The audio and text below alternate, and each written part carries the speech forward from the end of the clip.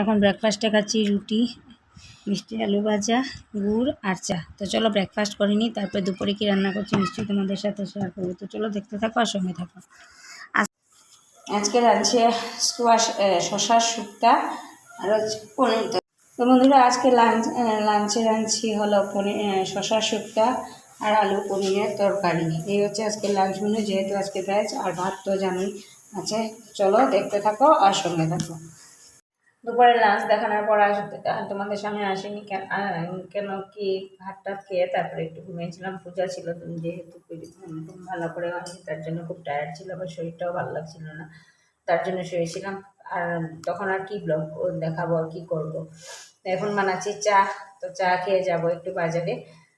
তো চলো আজকের ব্লগটাকে এখানেই শেষ করছি। যদি কিছু ভালো লেগে থাকে, আর রাতে ডিনারে খাবো ডাল আর ভাজা, এগুলো দেখি কী করবো।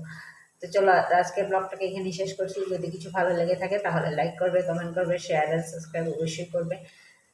তো tata, bye bye, take care and good night. Good morning বন্ধুরা, কেমন আছো তোমরা? নিশ্চয়ই ভালো আছো, আমিও খুব ভালো আছি। আজকে হলো নেক্সট দিন, আজকে হলো বুধবার। আমি স্নান টান করা শেষ, এখন রান্না করছি ভাত।